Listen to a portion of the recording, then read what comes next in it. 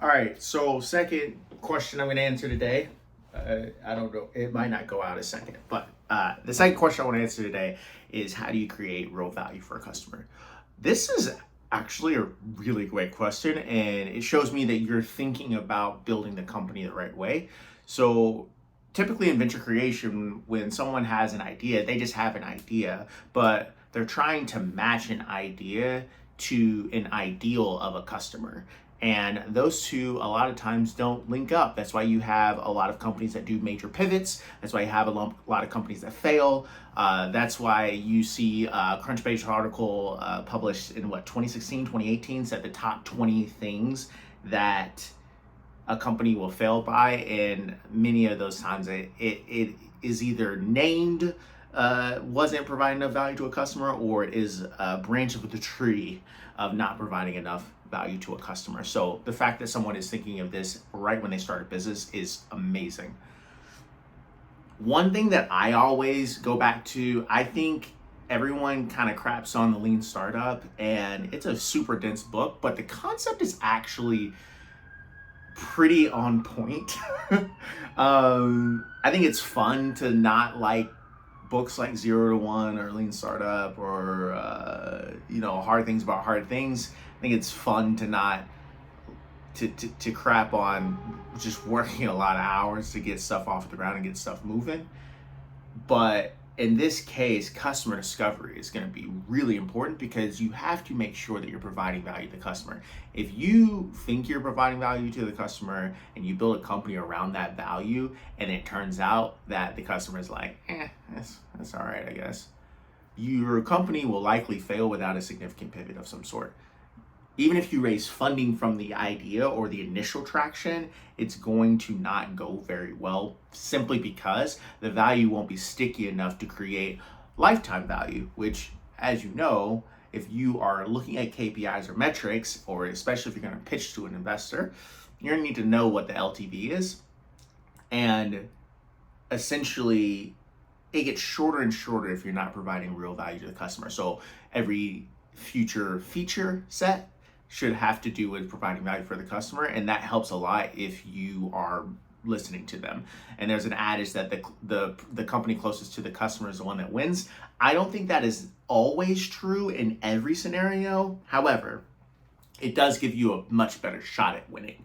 So if you are interested in really providing value to the customer, the easiest way is just to ask them and then to build the things that they ask you for at the outset.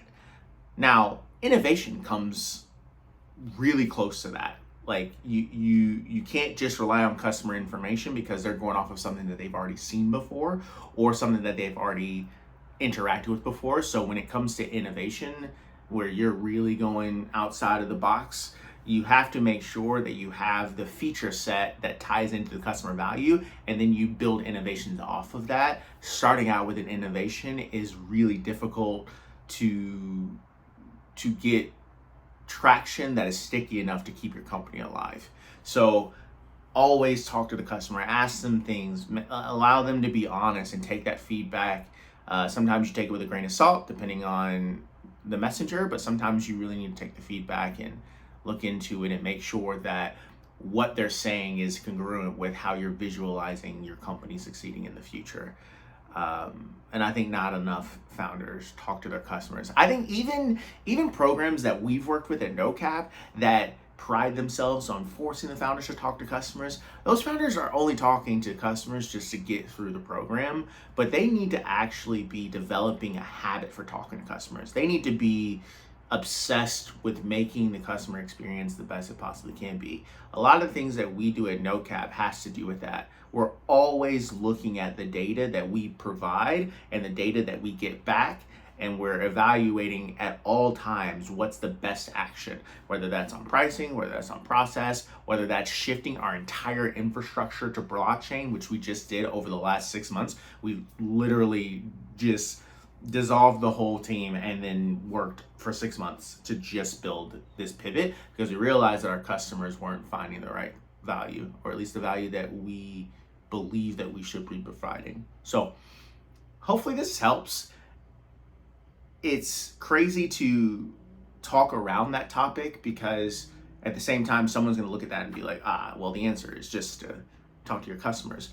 But it's a lot more nuanced than that, and it's a lot more focused than just doing that. You have to really make sure you're asking the right questions. You have to really make sure that you're filtering those answers through a BS meter. You really have to make sure that you're not going in the wrong direction building because you talk to the wrong customer. If you talk to a customer that's lower down, I mean, look at Brex, right? Brex just announced that they were dropping a lot of the startup customers and focusing to go upstream. Bad press all over the place, right? But then it comes out that I think the number was the people that they shed were providing less than 60, what was it, less than 30% of the revenue or something like that, and yet they were contributing to something like 80 to 90% of the support tickets.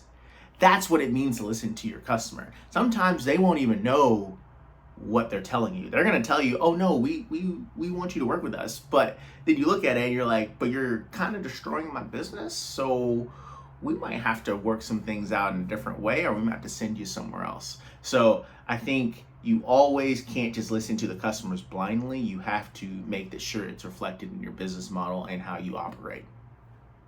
I know that last part is probably where I should have started, to be honest. That Brex example was clutch.